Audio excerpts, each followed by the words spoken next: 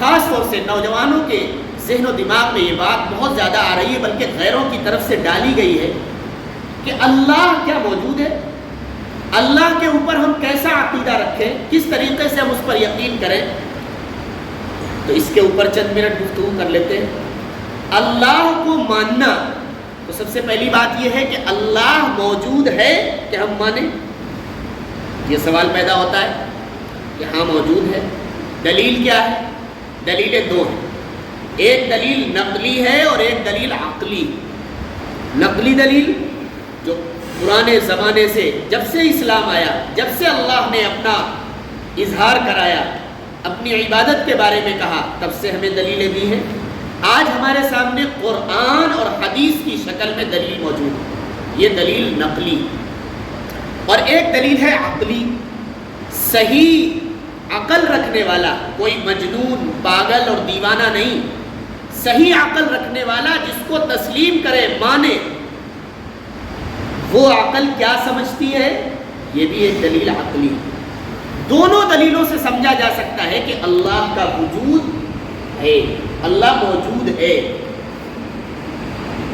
تو دلیل نقلی کے لیے میں نے بتایا قرآن اور حدیث۔ تو سب سے پہلے قرآن اور حدیث کا سچا جاننا ضروری ہے، کیونکہ اللہ کے بارے میں وجود پتہ چلے گا قرآن سے، تو قرآن سے پتہ چلے گا تو سب سے پہلے قرآن کی بات مانے گا کون؟ وہ مانے گا جو قرآن کو اللہ کا کلام تسلیم کرے گا۔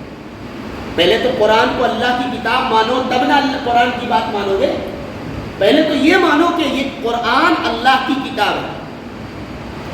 تو اس کے لیے بھی دلیل وہی جو قرآن نے خود چیلنج کیا، 3 بار چیلنج کیا۔ پہلا چیلنج جب نبی علیہ السلام نے اپنی رسالت کا اقرار کیا اور یہ کہا میں اللہ کا رسول ہوں، میرے اوپر فرشتہ آتا ہے، وحی لے کر آتا ہے، تو لوگوں نے کہا کہ یہ جو قرآن تم دکھا رہے ہو، جو کتاب کہہ رہے ہو، یہ تو انسانوں کا بنایا ہوا کلام، یہ اللہ کا کلام نہیں۔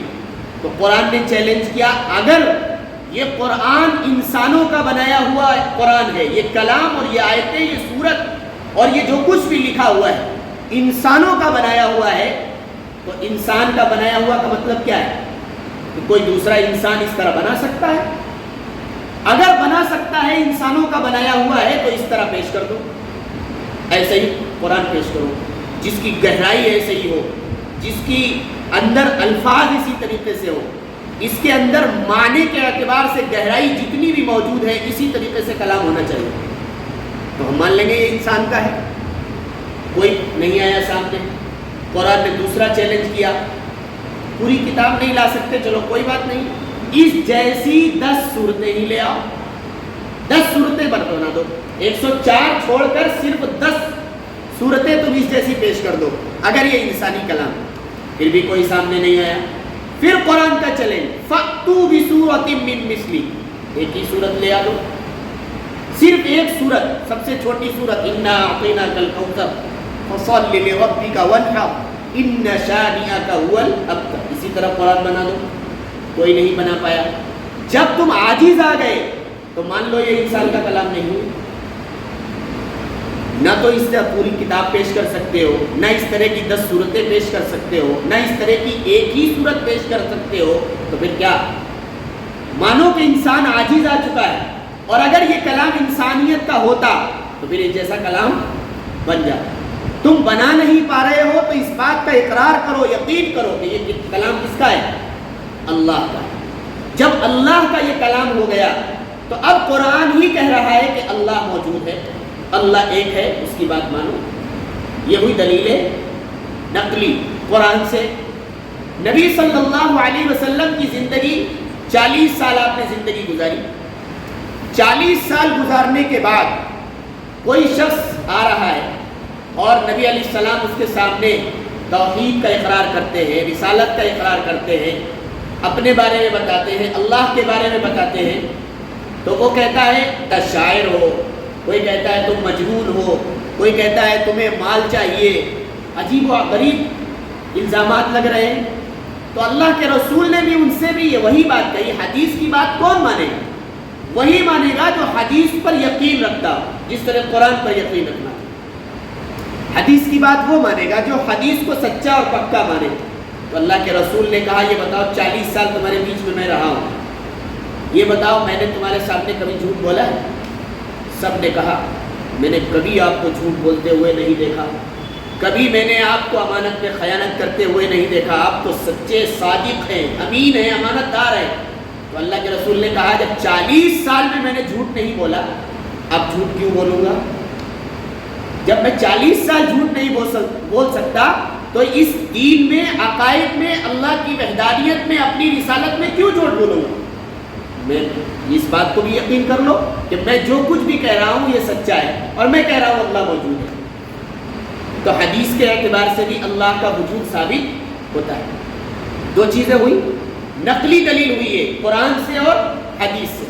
عقلی دلیل کیا ہے؟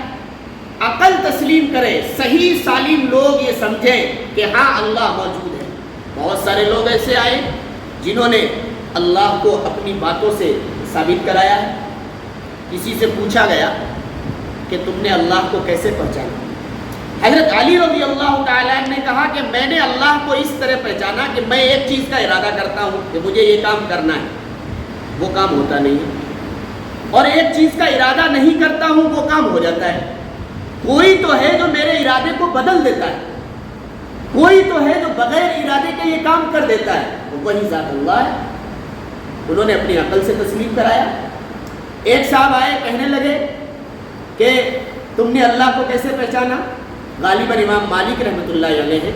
تو انہوں نے کہا کہ میں نے اس نیت سے پہچانا کہ لڑکے اور لڑکی کی شادی ہوتی ہے، آپس میں دونوں کی ملاقات ہوتی ہے، شوہر یا بیوی یہ سمجھتے ہیں کہ مجھے لڑکا مل جائے، لڑکی پیدا ہو جاتی ہے۔ کوئی سمجھتا ہے کہ مجھے لڑکی مل جائے تو لڑکا پیدا ہو جاتا ہے۔ کون ہے؟ کام ایک ہی ہو رہا ہے۔ کون ہے جو اس کو بدل رہا ہے؟ کون ہے جو میرے ارادے کے خلاف کام کر رہا ہے؟ کون ہے جو اپنی مرضی چلاتا ہے، میری مرضی ختم ہو جاتی ہے؟ وہی ہے کون؟ اللہ ہے۔ کسی سے پوچھا گیا امام شافعی رحمۃ اللہ علیہ سے کہ آپ نے اللہ کو کیسے پہچانا؟ کہنے لگے شہتوت کے پتے ہیں، ہرے بھرے پتے ہیں، گدھا کھا لے تو لیپ نکلتی ہے، بکری کھا لے تو مینگنی اور لیڑی نکلتی ہے، اور یہی پتے ریشم کا کیڑا کھا لے شہتوت کے پتے کو تو ریشم بن جاتا ہے۔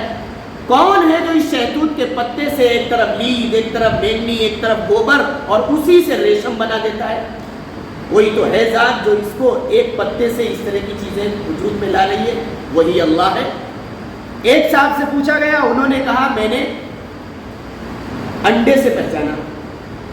ایک قلعہ ہے بہت اچھا خوبصورت سفید قسم کا، اس میں کوئی دروازہ نہیں ہے، اور کچھ دنوں کے بعد وہ پھٹتا ہے، ٹوٹتا ہے، اور اس میں سے ایک جاندار چگنے والا چوزا نکلتا ہے، اور انڈے سے نکلتے ہی اپنی روزی تلاش کرنے لگتا ہے۔ اس انڈے کے اندر یہ جاندار چیز، یہ چوزا، مرغی کا بچہ گھسا کیسے؟ وہی تو ہے جو اس کے اندر داخل کر رہا۔ میں نے اس انڈے سے پہچان لیا اللہ رب العزت والجلال کو۔ یہ تو عقل مند لوگ تھے، امام مالک، امام شافعی، امام ابو حنیفہ، وہ لوگ تھے۔ امام حنیفہ کا میں واقعہ ایک مرتبہ سنا چکا ہوں، ایک دہریے سے اس کا مقابلہ ہوا، مناظرہ ہوا، تو انہوں نے کہا کہ میں مناظرہ کروں گا امام صاحب سے اللہ کے وجود پر کہ اللہ موجود ہے یا نہیں۔ امام صاحب نے کہا میں آؤں گا۔ بہت دیر کے بعد آئے، راستے میں ایک نہر پڑتی تھی، اور ادھر وہ دہریہ چلا رہا تھا کہ اللہ کا وجود ہی نہیں، اللہ پایا ہی نہیں جاتا، اور اگر اللہ پایا جاتا تو تمہارے امام صاحب آ جاتے، دیکھو آ نہیں رہے، پیچھے ہٹ گئے، نہ جانے کیسے کیسے انتظامات لگائے۔ بہت دیر کے بعد امام صاحب پہنچے۔ پہنچنے کے بعد اس نے کہا اتنی دیر کیوں کر دی؟ تو کہنے لگے راستے میں آپ کو معلوم ہے ایک نہر پڑتی ہے، میں اس نہر کے پاس کھڑا رہا، کچھ نہیں تھا پار کرنے کے لیے، اچانک ایک بہتا ہوا درخت آیا، وہ میرے سامنے پھٹا، میرے سامنے پٹرے بنے، میرے سامنے وہ چرتا چلا گیا، جہاں ضرورت پڑی ناؤ بن گئی، پھر پانی میں سے ایک لیئی کی طرح کوئی چیز نکلی، اس میں چپڑ گئی اپنے آپ، اور وہ چلتی ہوئی ناؤ بن گئی، پھر وہ بغیر کسی چلانے والے کے میرے پاس آئی، اور آنے کے بعد میں نے اس پہ قدم رکھا، میں بیٹھا، پھر وہ خود بخود چلی، اس کنارے سے اس کنارے مجھے لے آئی، تب میں آیا، اس لیے دیر لگ گئی۔ اب وہ چلانے لگا دیکھو تمہارا امام کتنا جھوٹا ہے، بغیر کسی بنانے والے کے، بغیر کسی چلانے والے کے ناؤ بن جائے گی، نہر پار ہو جائے گی؟ تو جب بات سنجیدگی سے امام صاحب نے سنی اور پھر کہا کہ جب ایک چھوٹی سی ناؤ بغیر بنانے والے کے نہیں بن سکتی، پیڑ بغیر لانے والے کے نہیں آ سکتا، کسی چلانے والے کے بغیر وہ ناؤ چل نہیں سکتی، اتنی بڑی کائنات بغیر کسی چلانے والے کے کیسے چل رہی ہے؟ کوئی تو ہے جو اس کو چلا رہا ہے۔ وہیں سے مناظرہ جیت کے چلے آئے۔ اللہ کے وجود پر اس طریقے سے یہ بڑے بڑے لوگوں نے دلیلیں دی، اور ایسا نہیں، یہ عقل مند لوگ تھے، بڑے علم والے لوگ تھے۔ ایک جاہل دیہاتی شخص نے بڑے عجیب و غریب الفاظ میں اس نے پوچھا گیا تم اللہ کو پہچانتے ہو؟ کہ ہاں۔ اللہ موجود ہے؟ کہ ہاں۔ کہ کیسے پہچانا؟ کہنے لگے میرے سامنے میں کھیت میں چلتا رہتا ہوں، مجھے وہاں پر گھوڑے کی لیڈ دکھتی ہے تو میں سمجھ جاتا ہوں ادھر سے گھوڑا گیا۔ تھوڑا آگے چلتا ہوں تو مجھے اونٹ کی لیڈ دکھتی ہے، میں سمجھ جاتا ہوں ادھر سے اونٹ گزرا ہے۔ بکری کی مینگنی دکھتی ہے، میں سمجھ جاتا ہوں کہ ادھر سے بکری گزری ہے۔ اور یہ آسمان برجوں والا، یہ زمین راستوں والی، یہ سمندر جس میں لہلہاتی لہریں آ رہی ہیں، اتنی بڑی کائنات کو دیکھ کر تمہیں سمجھ میں نہیں آتا کہ اللہ موجود ہے؟ ایک مینگنی اور لیڑی اور گوبر کو دیکھ کر تمہیں اس جانور کا پتہ چل جاتا ہے، اور اتنی بڑی کائنات کو دیکھ کر تمہیں اللہ کا پتہ نہیں چلتا؟ یہ جاہل شخص نے، کھیتی باڑی کرنے والے مزدور شخص نے اللہ کا پتہ بتا دیا۔ یہ صرف ایسا ہی نہیں، سب نے عقل سلیم جس کے اندر ہوگی وہ اللہ کے وجود کو مانتا ہے۔ ایک عورت سے پوچھا گیا، کہنے لگے کہ جانتی ہو کہ اللہ موجود ہے؟ اس نے کہا ہاں موجود ہے۔ کہ کیسے؟ کہ میرا چرخہ ہے اس لیے اللہ موجود ہے۔ اس سے پوچھا یہ کیسے؟ کہ میری اماں اس چرخے کو چلاتی تھی، 30 سال سے اماں کے بعد سے میں چلا رہی ہوں، یہ چرخہ آج تک موجود ہے۔ یہی دلیل ہے اللہ کے موجود ہونے کی۔ کیوں؟ اس لیے کہ میں تو اس کائنات کا کوئی تو ہے جو اس چرخے کی حفاظت کر رہا ہے، جس طریقے سے میں کر رہی ہوں۔ اس پوری کائنات میں جتنے چرخے لگے ہوئے ہیں اس کی بھی تو کوئی حفاظت کر رہا ہے، وہی تو اللہ ہے۔ اور پھر کہا کہ اللہ ایک ہے یا زیادہ؟ کہا ایک۔ کہ یہ کیسے پہچانا کہ میرا چرخہ؟ کہ کیسے؟ کہ اگر دو لوگ ہوتے، میں ادھر سے چلاتی وہ ادھر سے چلاتی، چرخہ ٹوٹ جاتا۔ تو یہ نظام بھی اگر دو خدا ہوتے، وہ کہتا سورج نکال، وہ کہتا نہ نکال، وہ کہتا بارش برسا، وہ کہتا تم نہ برسا، وہ کہتا مجھے پیدائش کرنی ہے، وہ کہتا نہیں کرنی، وہ کہتا اس کی جان لینی ہے، وہ کہتا نہیں لینی، پوری دنیا کا نظام درہم برہم ہو جاتا۔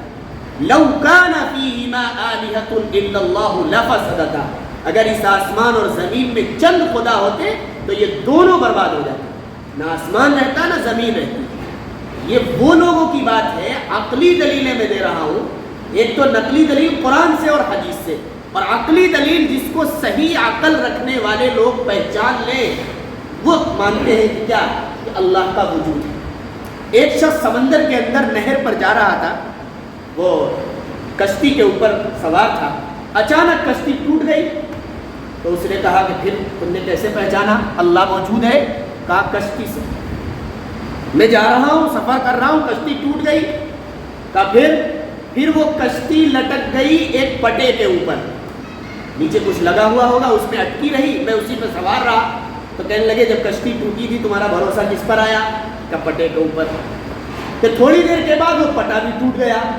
پھر کیا آیا؟ کہنے لگے میرے دل میں اچانک ایک بات ذہن میں آئی کہ کوئی تو ذات ہوگی جو مجھے بچا دے گی۔ کہا وہی تو اللہ ہے، اس کے بعد کوئی سہارا نہیں۔ جہاں سب دنیا کے سہارے ختم ہو جائیں وہاں صرف اور صرف اللہ کا سہارا آتا ہے۔ اس طریقے سے اللہ کو پہچانا جا سکتا ہے۔ اور پھر اتنی عقلیں رکھنے والا شخص، عقل سلیم اور صحیح سمجھ رکھنے والا شخص اب بھی اللہ کا انکار کرے تو وہ عقل مند نہیں، بے وقوف ہے۔ یہ اللہ کو ماننا، آمنت باللہ، میں نے اللہ کو مان لیا، اللہ پر یقین کر لیا، اس طریقے سے مانا جائے۔ اسی طریقے سے دنیا کے اندر جو بھی چیزیں ہیں، بڑے بڑے فلسفی اور علم والے لوگ یہ جانتے ہیں کہ دنیا کے اندر جو چیز بھی موجود ہے یہ ممکن ہے، یعنی اس کا ہونا نہ ہونا دونوں برابر ہے۔ ہو جائے تو کوئی فرق نہیں پڑتا، نہ ہو تو کوئی فرق نہیں پڑتا. لیکن اب جب یہ دونوں چیزیں برابر ہیں، ہونا نہ ہونا دونوں برابر ہیں، تو ہم مثال کے طور پر ہم لوگ ہیں، یا یہ مسجد کی بلڈنگ بنی ہوئی ہے، یہ کرسی ہے، یہ وجود میں آئی، موجود ہے، اس کا ہونا نہ ہونا دونوں برابر تھا. کرسی ہوتی تو کیا فرق ہے، نہ ہوتی تو کیا فرق ہے. تمام عقل مند مانتے ہیں کہ دنیا کی ہر چیز ممکن ہے. ممکن کہتے ہیں ہونا نہ ہونا دونوں برابر ہے. کوئی تو چیز ہے جو نہ ہونے والی چیز کو ہونے والا بنا دیتی ہے اور ہونے والی چیز کو ختم کر دیتی ہے. کوئی تو ذات ایسی ہے جو اس کو رد و بدل کر رہی ہے. دوسری چیز، اس پوری کائنات میں، اس پوری دنیا کے اندر جو بھی چیزیں ہیں اس میں حالات بدل جاتے ہیں. کوئی بھی چیز ایک جیسی نہیں رہتی. بچہ ہے تھوڑے دن بعد جوان ہو جائے گا، جوان ہے تھوڑے دن بعد بوڑھا ہو جائے گا، صحت مند ہے بیمار ہو جائے گا، بیمار ہے صحت مند ہو جائے گا، زندہ ہے مر جائے گا. تو گویا دنیا کے اندر جتنے بھی حالات ہیں اس میں تبدیلی آتی ہے، تغیرات آتے ہیں. ایک حالت سے دوسری حالت پر چیز آتی ہے. تو کوئی تو ذات ہے جو ایک حالت سے دوسری حالت پر لے جا رہی ہے. کوئی تو ذات ہے کہ چیز نہیں تھی، مثال کے طور پر ہمارا ہی وجود نہیں تھا اور اللہ تعالیٰ نے ایک ناپاک گندے پانی سے ایک حسین و جمیل شکل میں انسان بنا دیا. تو کوئی تو ذات ہے جو ایک پانی سے انسان بنا رہی ہے اور اتنی تبدیلیوں کے ساتھ یہ کائنات چل رہی ہے. یہ سب اللہ کے وجود پر اور اللہ کے پائے جانے پر دلیل ہے. اتنی چیزیں ہمارے سمجھ میں آنی چاہیے. اللہ رب العزت والجلال سے دعا ہے کہ رب کریم ان عقائد کو پختگی کے ساتھ ہمیں آپس میں سمجھنے اور سیکھنے کی توفیق مرحمت فرمائے. بعض ساتھی کہہ دیتے ہیں کہ ہمارے فلاں ساتھی نے یہ اعتراض کیا. یہ اللہ کے بارے میں مختصر سی بات میں نے آپ حضرات کے سامنے کری. کبھی کوئی ایسی بات آ جائے تو اس طریقے سے آپ دلیل سے سمجھا سکتے ہیں اور بتا سکتے ہیں. اللہ رب العزت والجلال ہم سب کو کہنے سننے زیادہ عمل کی توفیق مرحمت فرمائے.